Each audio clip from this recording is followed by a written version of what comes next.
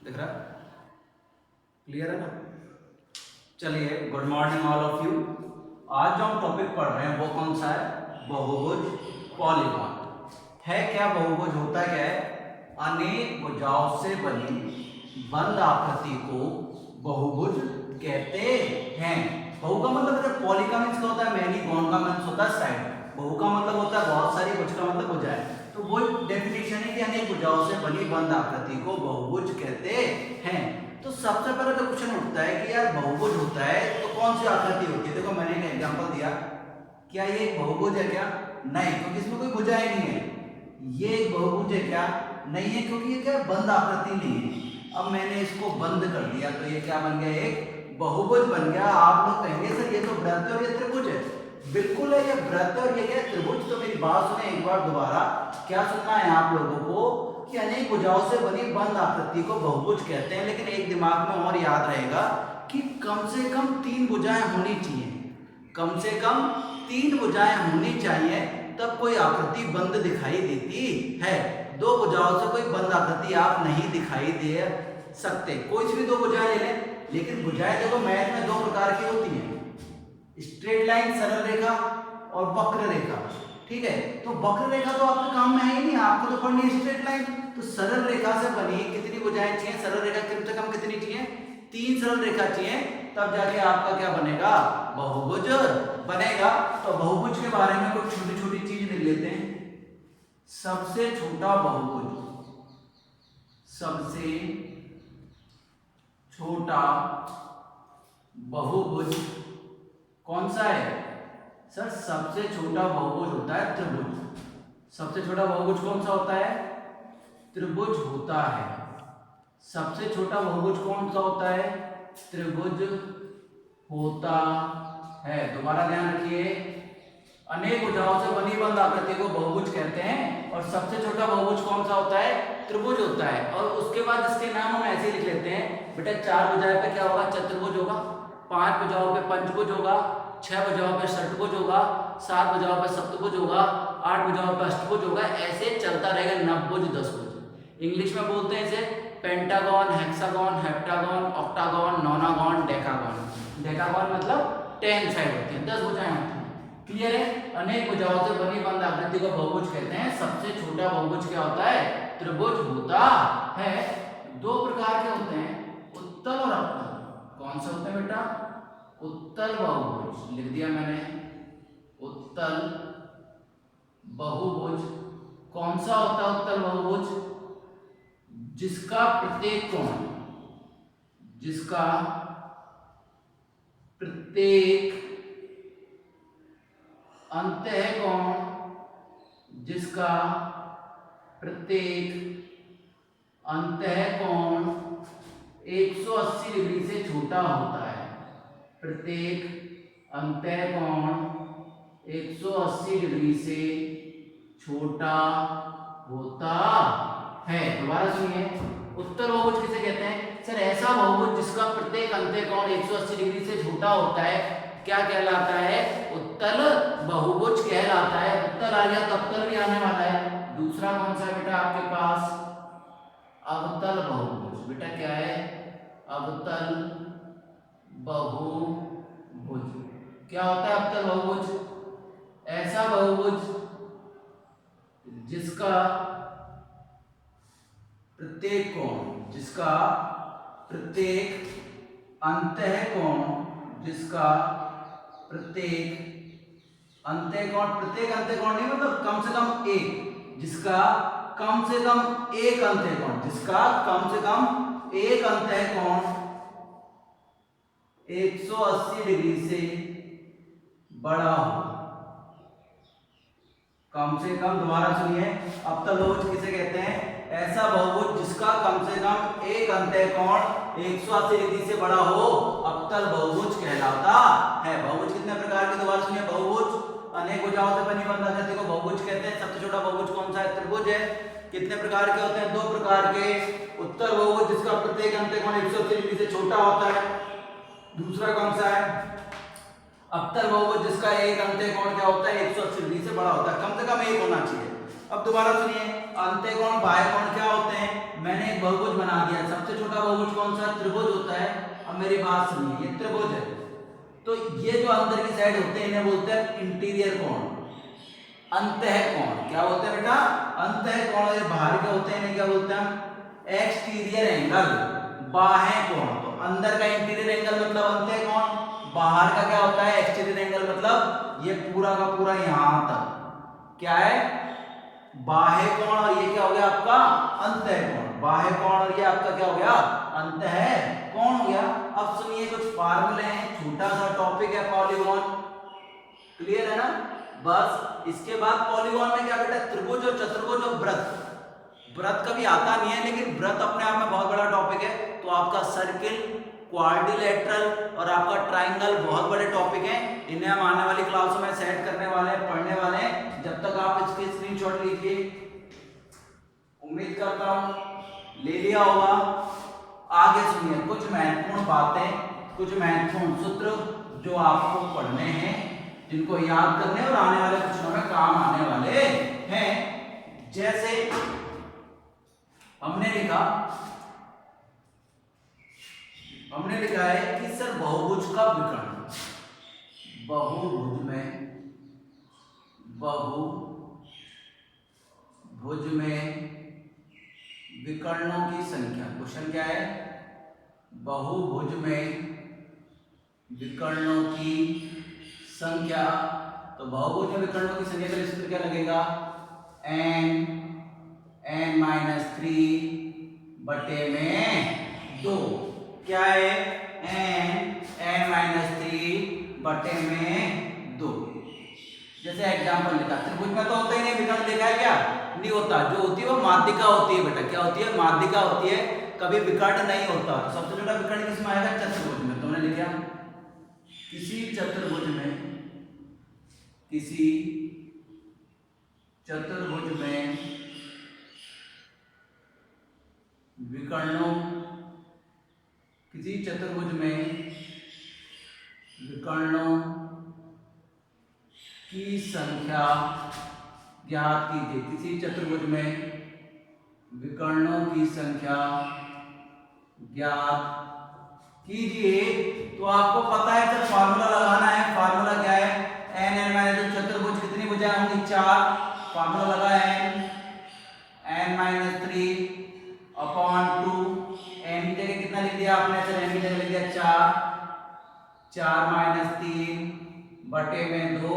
तो बेटा 4 में से 3 का कितना बचा? 1। तो 1 को 4 गुना करने पे 4 ही आने वाला है। 4/2 बराबर कितना आ गया आपके पास? 2 आने वाला है। एग्जाम्पल अगर पंचभुज होता, क्या होता बेटा? पंचभुज होता तो क्या होता? देख लेते हैं। पंचभुज में विकर्ण, क्या पूछा मैंने?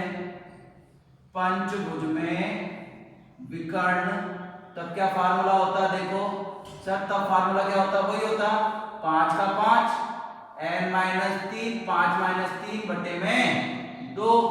5 का 5, 5 में से 3 का कितना बचा? 2 बटे में 2। 2 से 2 कट गया। कितना आंसर आया आप लोगों के पास? 5 आंसर आने वाला है।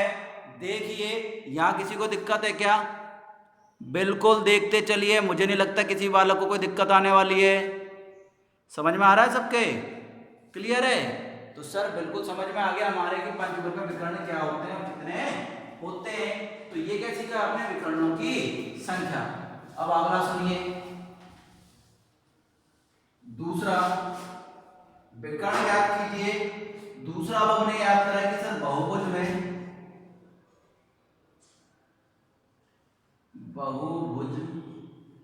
का प्रत्येक बहिष्कोण, बहुभुज का प्रत्येक बहिष्कोण, तो हम जानते हैं बहिष्कोण बाहर, बाहर मतलब पूरा गोल चक्कर हो जाएगा। और गोल चक्कर कितने का होता है? 360 का। कितने का होता है? 360 का। बहुभुज है तो कितना का भाग देना पड़ेगा? n का। हमने क्या देखा कि बहुभुज का प्रत्येक जो बहिष्कोण होता है वो कितने का होता है? 360/n। कितना आएगा? 360/n, क्योंकि अंत्यकोण आ जाएगा ना बाकी का, तो बचा हुआ कितने का आएगा? बहिष्कोण 360/n का आने वाला है। क्लियर है? ये बहिष्कोण हो गया। आगे सुनिए, बहुभुज का बहुभुज का प्रत्येक अंत्य कोण, बहुभुज का प्रत्येक अंत्य कोण कितना होता है बेटा, n-2 गुणा 180 बटे में n। क्या है बहुभुज का प्रत्येक अंत्य कोण, n-2 गुणा 180, n-2 गुणा 180 बटे में n। बहुभुज में विकर्णों की संख्या n-3 बटे 2, बहुभुज का प्रत्येक बहिष्ठ कोण 360 बटे n, बहुभुज का प्रत्येक अंत्य कोण कितना n-2 गुणा 180 बटे में n। अब देखो इससे अगर हमें क्वेश्चन करना होता है तो कैसे करेंगे, क्या पूछा, त्रिभुज, और ये बेटा समबाहु त्रिभुज की बात चल रही है ना, किसकी बात चल रही है, समबाहु त्रिभुज की, समबाहुभुज की बात चल रही है। त्रिभुज का प्रत्येक, त्रिभुज के, अगर बेटा मेरी बात सुनो, अगर बहुभुज का प्रत्येक पूछा है, अगर बहुभुज की जगह ये पूछ ले कि कुल कोण, अंत्य कोणों का योग, अगर सवाल क्या पूछ ले, देख लेते हैं सवाल में क्या पूछे, बहुभुज के, बहुभुज के अंत्य कोणों का योग।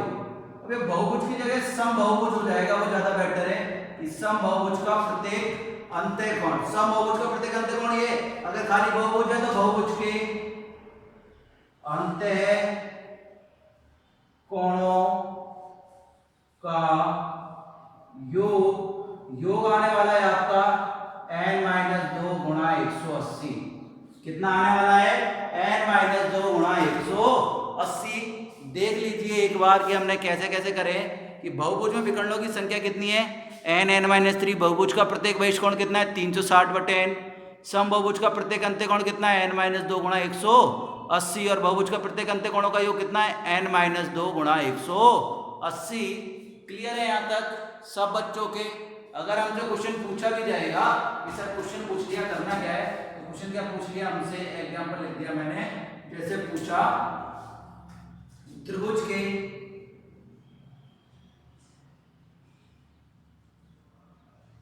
सभी अंत्य कोणों का योग, त्रिभुज के सभी अंत्य कोणों का योग कितना होता है, त्रिभुज के सभी अंत्य कोणों का योग कितना होता है। तो भैया आपको निकालना पड़ेगा, आंसर क्या करना पड़ेगा, सभी अंत्य कोणों का योग पूछा है तो क्या फार्मूला लगेगा आपके लिए, सर n-2 गुणा 180, त्रिभुज में कितने कोण होते हैं 3-2 गुणा 180, कितना आया 1 गुणा 180 बराबर कितना आया 180 डिग्री। सबको पता है कि त्रिभुज का अंत्य कोण का योग कितना होने वाला है 180 डिग्री ही होता है। क्लियर है यहाँ तक। अब आपको याद करना है कि त्रिभुज के अंत्य कोण का योग कितना होता है 180 डिग्री, चतुर्भुज के अंत्य कोण का योग कितना होता है 360 डिग्री, एक पूर्ण चक्र कितने डिग्री कोण बनाता है 360 डिग्री का। क्लियर है, इन्हें मिटाना, इन्हें आपको स्क्रीनशॉट मार के रखना है, ये आपके कुछ फार्मूले हैं। अब आगे हम सॉल्यूशन करने का आज के एक्सरसाइज चालू करते हैं। देखते हैं एक्सरसाइज में क्या क्या है, बात करते हैं एक्सरसाइज। सुनिए एक्सरसाइज फर्स्ट में कह रहा है किसी पंचभुज में आपको दे रखा है, कोई पंचभुज दे रखा है, क्या दे रखा है, किसी पंचभुज में, किसी पंचभुज की बात दे रखी है, किसी पंचभुज में मेरे को 3-4 कोण दे रखे हैं 130, 85, 130, 85, 108, 82 है, तो पांचवा कोण होगा, तो पांचवा कोण होगा। तो राइटिंग का इसको दोबारा सुनिए, किसी पंचभुज में 130, 85, 108, 82 डिग्री के कोण है, तो पांचवा कोण होगा। तो सबसे पहले बहुभुज के कोणों का योग बताओ, बहुभुज के अंत्य कोणों का योग कितना होता है, बहुभुज के अंतः कोणों का योग का फार्मूला क्या होता है बताओ सर? फार्मूला होता है n-2 गुणा 180। पंचभुज में कितनी भुजाएं होंगी? 5 - 2 गुणा 180 कितना आ जाएगा? 3 गुणा 180 तो कितना आ जाएगा? 540 डिग्री। ये समझ में आया क्या? मैंने ज्यादा लंबा कर दिया जबकि आप सबको पता होना चाहिए। पंचभुज में 5 भुजा, 5 में 2 गया 3, 3 गुणा 180 कितना आया? 540 डिग्री। तो अब हमने क्या माना कि सर एक कोण है 130 का, दूसरा है 85 का, तीसरा 108 का, चौथा 82 का, पांचवा नहीं पता कितना मान लिया x बराबर में कितना आना चाहिए? 540। जोड़ दो बेटा, देखो कितने हुए? 130 और 85 कितने हो गए? 5 का 5, 8 और 3 11 के कहां से लगी? 215। ये कितने हो गए बेटा? 190 प्लस x बराबर 540 डिग्री। जोड़ दो, x बराबर कितना आएगा? इसको तो ले जाता हूं 540 माइनस 5 का 5, 9 और 1 10 के 0 हासिल लगे 1, 2 और 1 3 और 1 4। कितना हो गया बेटा? 4 हो गया। घटा दो, कितना आंसर आ रहा है हमारे पास? 135 डिग्री। कितना आंसर आने वाला हम लोगों के पास? 135 डिग्री। क्या पूछा है? किसी पंचभुज में हमें कोण दे रखे और हमसे क्या पूछा है कि भैया पांचवा कोण निकालना है। तो ये तो बड़ा तरीका है। कैसा तरीका है? बड़ा तरीका है। हालांकि आप जल्दी जल्दी करोगे तो बड़ा छोटा तरीका है। देखो जोड़ भाग गुणा भाग तो करना ही पड़ेंगे आपको, इसके बिना आपका कोई काम चल नहीं सकता है। तो आपको थोड़ी सी जिम्मेदारी तो लेनी ही पड़ेगी कि आपको कैसे क्वेश्चन करने हैं, क्या करना है। क्लियर है? आगे बात करते हैं।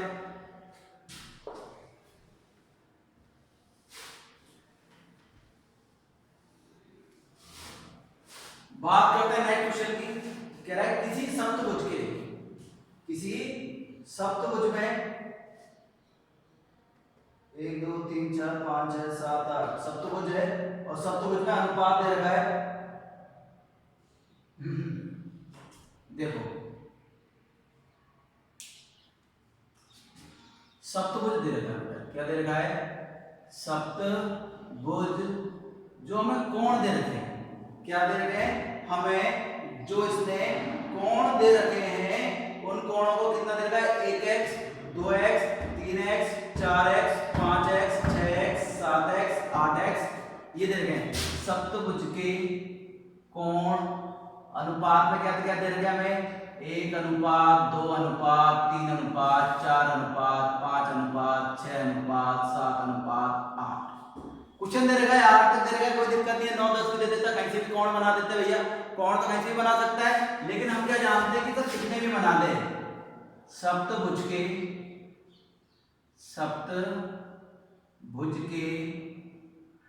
अंत्य कोणों का योग बताओ आपको। सप्तभुज के अंतः कोणों का योग कितना आएगा? n क्या फार्मूला है?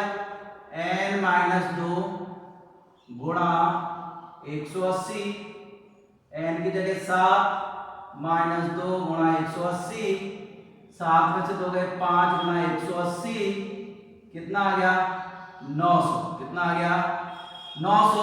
9 से इन सबके बराबर हो गया। अनुपात के संग में क्या माना मैंने? x माना है।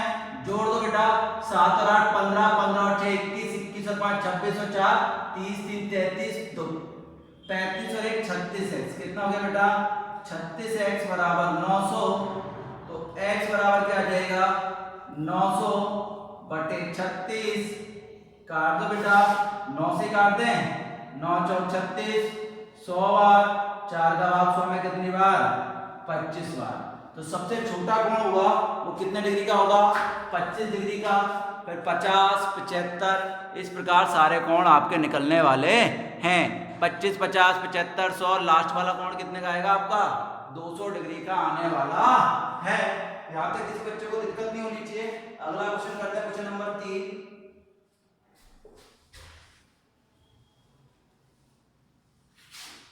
क्या पूछा है क्वेश्चन नंबर 3 में हमसे? कह रहा है किसी अष्टभुज के सभी कोणों का योग कितना है? क्वेश्चन नंबर 3, अष्टभुज के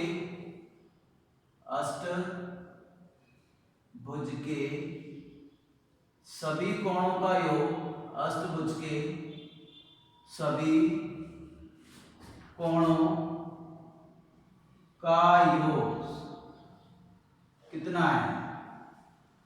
तो भैया कितना है लगा दो। अष्टभुज के सभी कोणों का योग कितना है? तो आपने कहा सर अष्टभुज के कोणों का योग फार्मूला तो वही है n-2 गुणा 180। n की जगह 6 में से 2 गए 4 गुणा 180 कितना आएगा? 18 चौक 72 720 डिग्री। उम्मीद करता हूँ समझ में आया होगा। बेटा अष्टभुज कौन सा भुज है? अष्टभुज n की जगह कितना लगा? 8 में से 2 गए 8 में से 2 गए कितने बचे? 6 18 6 108 1080 डिग्री आएगा। गलती हो गई। अष्टभुज में कितनी भुजाएं होती हैं? 8 में से 2 गए कितना बचा? 6। तो आंसर कितना है आपके पास? 1000 डिग्री। अगले क्वेश्चन की बात करते हैं। क्वेश्चन नंबर 4 क्या कह रहा है? सुनिए, कह रहा है किसी बहुभुज के अंत्यकोण समांतर श्रेणी में है जिनका सार अंतर 5 डिग्री है।